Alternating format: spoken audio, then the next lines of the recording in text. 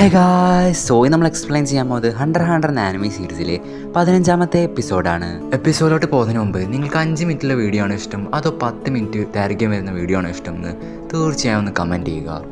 ഒട്ടും തന്നെ ലൈക്ക് അടിപ്പിക്കാതെ നമുക്ക് നേരെ വീട്ടിലോട്ട് പോകാം. വളരെയധികം മനോഹരമായ സെവിൽ ഐലൻഡ് കാണിച്ചിട്ടാണ് നമ്മളെ 15ാമത്തെ എപ്പിസോഡ് തുടങ്ങുന്നത്. കഴിഞ്ഞ എപ്പിസോഡിൽ തന്റെ ഒപ്പോണന്റിനെ പിടിക്കാൻ വേണ്ടി ഗോൺ ഒരു പക്ഷിയെ ഒപ്പോണന്റായി കണ്ട് ആ ഒരു പക്ഷിയെ പിടിച്ചത് നമ്മൾ കണ്ടതാണ്. ആ ഒരു പക്ഷിയെ ഗോൺ പിടിച്ചതിന് ശേഷം അതിനെ സ്വതന്ത്രയാക്കി പറത്തി വിടുകയാണ്. കൂടാതെ നിർത്താതെ കുറെ നേരം പ്രാക്ടീസ് ചെയ്ത കാരണം തന്നെ നമ്മുടെ ഗോണിന്റെ കൈ ആകെ ചോര കളറായിട്ടുണ്ട്. അങ്ങനെ കുറച്ചു നേരം കഴിഞ്ഞപ്പോൾ കുറച്ച് ബട്ടർഫ്ലൈസ് ഗോണിന്റെ ബ്ലഡുള്ള കൈമ തന്നെ ഫോളോ ചെയ്തുകൊണ്ടിരിക്കുകയാണ്. അപ്പോൾ തന്നെ അവന് മനസ്സിലാവാണ് ഈ ഒരു ബട്ടർഫ്ലൈസ് നമ്മളെ ബ്ലഡിന്റെ സ്മെല്ലിനോട് അട്രാക്റ്റഡ് ആണ്. നമ്മളെ ഗോൺ വിചാരിക്കുകയാണ് ഈ ഒരു ബട്ടർഫ്ലൈസിനെ വെച്ച് തൻ്റെ ഒപ്പോണൻ്റായ ഹിസോക്കയെ കണ്ടുപിടിക്കാൻ പറ്റുമെന്ന്.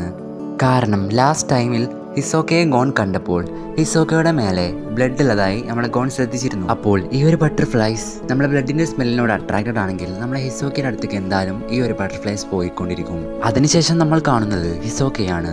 ആ സമയത്ത് നമ്മളെ ഹിസോക്കയ്ക്ക് ഒരു കോൾ വരികയാണ്. ഹിസോക്ക, നീ നിന്റെ ടാർഗറ്റിനെ കണ്ടുപിടിച്ചോ എന്ന് ചോദിച്ചിട്ട് അവന്റെ ഫ്രണ്ടാണ് വിളിച്ചത്. ഹിസോക്ക ഇല്ല എന്ന് പറഞ്ഞപ്പോൾ അവന്റെ ഫ്രണ്ട് പറയാണ്, ഞാൻ നിനക്ക് കണ്ടുപിടിച്ച് തരണോ എന്ന് ചോദിക്കുകയാണ്.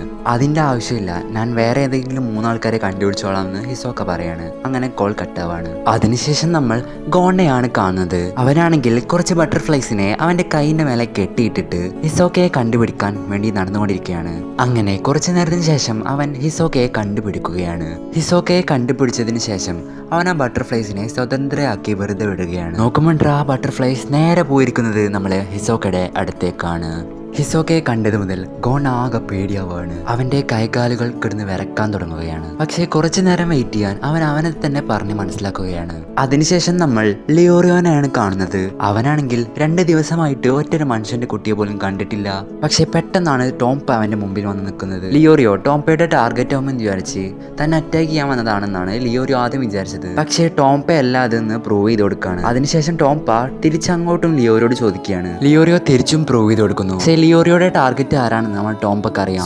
സ്വാഭാവികമായിട്ടും നമ്മൾ ലിയോറിയോക്ക് അത് ആരാണെന്ന് അറിയാൻ ആഗ്രഹം ഉണ്ടായിരിക്കും. അത് കാരണം തന്നെ ടോംപയോട് ലിയോറിയോ ചോദിക്കുകയാണ്, ആരാണ് എന്റെ ടാർഗറ്റ്, അയാളെ കുറിച്ച് എന്തെങ്കിലും അറിയുമെന്നൊക്കെ. ടോംപ അത് പറഞ്ഞു തരാൻ സമ്മതിക്കുമെന്നൊക്കെ ഉണ്ടെങ്കിലും പക്ഷെ ഒരു കണ്ടീഷൻ ഉണ്ടെന്ന് പറയാണ്. ടോംപ പറയുന്ന കണ്ടീഷൻ ഏതെന്ന് വെച്ചാൽ ടോംപ അറിയാതെ ഒരു പോയിസണസ് ഫ്രൂട്ട് കഴിക്കുകയാണ്. അത് കാരണം തന്നെ നമ്മളെ ലിയോറിയോട് അത് ട്രീറ്റ് ചെയ്യാനാണ് ടോംപ കണ്ടീഷൻ വെക്കുന്നത്. ലിയോറിയോ ആണെങ്കിൽ അത് സമ്മതിക്കുന്നൊക്കെ ഉണ്ട്. പക്ഷേ ലിയോറിയോ ഒരു കാര്യം പറയാണ്, നീ ആദ്യം എനിക്ക് ഡീറ്റെയിൽസ് ആയോ എന്നിട്ട് ഞാൻ നിന്നെ ട്രീറ്റ് ചെയ്യാമെന്ന്. അത് കാരണം തന്നെ തനിക്കറിയുന്ന ഡീറ്റെയിൽസ് ഒക്കെ ലിയോറിയോക്ക് പറഞ്ഞു കൊടുക്കുകയാണ് ടോംപ. അതിനുശേഷം എനിക്കിനി തീരെ പിടിച്ച് നിൽക്കാൻ പറ്റില്ല, നീ എനിക്ക് പെട്ടെന്ന് തന്നെ മെഡിസിൻ തായോ എന്ന് പറയാണ് നമ്മൾ ടോംപ. പാവല്ലേന്ന് വിചാരിച്ച് മെഡിസിൻ കൊടുക്കാൻ നിൽക്കുമ്പോഴാണ് ഏതോ ഒരുത്തം മരത്തുനിന്ന് ചാടി വന്നിട്ട് ലിയോറിയോനെ അറ്റാക്ക് ചെയ്യുന്നത്. അവന്റെ മെഡിസിൻ ബോക്സ് ഓപ്പൺ ആയ കാരണം തന്നെ അവന്റെ ടാഗ് തെറിച്ചു പോവാണ്. ആ തെറിച്ചുപോയ ടാഗ് ഏതോ ഒരു കുരങ്ങൻ വന്ന് എടുക്കുകയാണ്. ആ ഒരു കുരങ്ങൻ ഇവന്റെ പെറ്റായിരുന്നു. നിങ്ങൾക്ക് കാര്യങ്ങളൊക്കെ പിടികിട്ടിയെന്ന് വിചാരിക്കുന്നു. നമ്മളെ ടോംപയും ഇവനും കൂടി കളിച്ചൊരു കളിയായിരുന്നത്. അപ്പോൾ സംഭവം എന്തെന്ന് വെച്ചാൽ ടോംപയുടെ ടാർഗറ്റ് ശരിക്കും പറഞ്ഞാൽ ലിയോറിയോ തന്നെ ആയിരുന്നു. ടോംപയും ടോംപയുടെ ഫ്രണ്ടും തമ്മിൽ കാർഡുകൾ കൈമാറുകയാണ്. എന്നിട്ട് ലിയോറിയോയുടെ കയ്യിൽ നിന്ന് ഈ ഒരു കാർഡ് എടുക്കാൻ വേണ്ടി ഇവർ കളിച്ചൊരു കളിയായിരുന്നത്. എന്നിട്ട് ടോംപയുടെ നേരക്ക് ഓടി പോവാണ്. ടോംപ ഓടുന്നതിനിടെ, നീ നിന്റെ ഫ്രണ്ട്സ് ഉള്ളത് കാരണം മാത്രമാണ് നീ എക്സാം പാസ്സാവുന്നത്, അല്ലെങ്കിൽ നീ വെറും വേസ്റ്റാന്നൊക്കെ പറഞ്ഞ് നിൽക്കുമ്പോഴാണ് മുമ്പിലുണ്ടാ കുറാപ്പിക നിൽക്കുന്നത്. കുറാപ്പികയാണെങ്കിൽ അവന്റെ മുഖത്തേക്ക് ഒരു ചവിട്ടുണ്ട് കൊടുക്കുകയാണ്. കുറാപ്പികയുടെ ആ ഒരൊറ്റ കിക്കിൽ തന്നെ അവളുടെ ടോംപ അവിടെ സൈഡ് ആവാണ്. അതിനുശേഷം കുറാപ്പിക ലിയോറിയോ അടുത്ത് ചോദിക്കുകയാണ്, നിനക്ക് എന്നെ എൻ്റെ ടീം അപ്പ് ആവണമെന്ന്. സ്വാഭാവികമായിട്ടും ലിയോറിയോ സമ്മതിക്കുകയാണ്. പിന്നീട് നമ്മൾ കാണുന്നത് ഇവരെ 2 പേരെയും ആകെ അടിച്ചു പരത്തി കെട്ടിയിട്ട നിലയിലാണ്. ടോംപയെ പിടിക്കാൻ കുറാപ്പിക്ക് കൂടുതൽ മോട്ടിവേഷൻ ആയത് കുറാപ്പികയുടെ ടാർഗറ്റ് ടോംപ തന്നെ ആയിരുന്നു. അത് കാരണം തന്നെ കുറാപ്പികക്ക് ഇപ്പോൾ 6 പോയിന്റ് ആയിട്ടുണ്ട്. കുറാപ്പികയുടെ കാർഡിന്റെ 3 പോയിന്റും പിന്നെ കുറാപ്പികയുടെ ഒപ്പോണന്റ് ആയ ടോംപയുടെ കാർഡിന്റെ 3 പോയിന്റും ആണ്.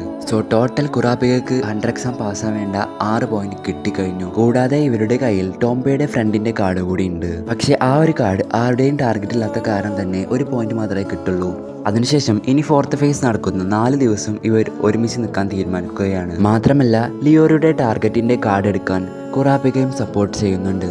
അതിനുശേഷം നമ്മൾ കിലുവയാണ് കാണുന്നത്. അവൻ ഒറ്റയ്ക്ക് നടന്നുകൊണ്ടിരിക്കുന്നതിനിടയ്ക്ക് അവൻ തന്നെ പറയാണ്, നീ അവിടെ ഉണ്ടെന്ന് എനിക്കറിയാം, നീ ഇപ്പൊ തന്നെ പുറത്തേക്ക് വന്നാൽ നമുക്ക് ഇപ്പൊ തന്നെ ഫൈറ്റ് ചെയ്യാം. പക്ഷേ കിലുവയെ സ്റ്റോക്ക് ചെയ്യുന്ന ആൾ പുറത്തേക്ക് വരുന്നില്ല. അത് കാരണം തന്നെ അവൻ അവിടെ നിന്ന് നടന്നു പോവുകയാണ്. അതിനുശേഷം നമ്മൾ വീണ്ടും ഹിസോക്കയെ തന്നെയാണ് കാണുന്നത്. അവരും നമ്മൾ കിലുവ പറഞ്ഞ പോലെ തന്നെ, നീ അവിടെ ഉണ്ടെന്ന് എനിക്കറിയാം, പുറത്തേക്ക് വായു എന്ന് പറയാണ്. ഇത് കേട്ട് പുല്ലിനിടയിൽ ഒളിച്ചിരിക്കുന്ന ഗോൺ ഹിസോക്ക എന്നെ എങ്ങനെയാണ് കണ്ടുപിടിച്ചതെന്ന് അത്ഭുതത്തോടെ ചിന്തിച്ചുകൊണ്ടിരിക്കുകയാണ്. അവനെങ്ങാനും എന്നെ കണ്ടുപിടിച്ച് പിടിച്ചാൽ ഇതുവരെ പ്ലാൻ ചെയ്ത് എല്ലാം മൂഞ്ചി പോകും. അപ്പോഴാണ് ഹിസോക്ക അവനെ തൊട്ട് മുന്നിൽ വന്ന് നിൽക്കുന്നത്. ഇത് കണ്ട് പേടിച്ച് ഗോൺ എല്ലാതും തീർന്നു, ഞാനിപ്പോൾ ഇവിടെ മരിക്കും എന്നൊക്കെ ചിന്തിച്ചുകൊണ്ടിരിക്കുകയാണ്. അപ്പോഴാണ് ഗോണിന്റെ തൊട്ടപ്പുറത്ത് നിന്ന് ഒരുത്തൻ പൊങ്ങുന്നത്. ഇത് കണ്ട ഗോൺ ഇവനിതെപ്പോൾ വന്നു എന്ന് ചിന്തിച്ചു പോവാണ്. അങ്ങനെ പെട്ടെന്നാണ് അവന്റെ ആയുധം എടുത്തിട്ട് ഹിസോക്കയുടെ അടുത്ത് പറയാണ്, ഹിസോക്ക നിന്നെ ഒരു ഫൈറ്റിന് ചലഞ്ച് ചെയ്യുന്നു. ഹിസോക്ക അത് അക്സെപ്റ്റ് ചെയ്യുന്നുണ്ട്. പക്ഷേ ഹിസോക്കയാണെങ്കിൽ അവന്റെ അറ്റാക്കുകൾ ഫുള്ള് ഒഴിഞ്ഞു മാറുകയാണ്.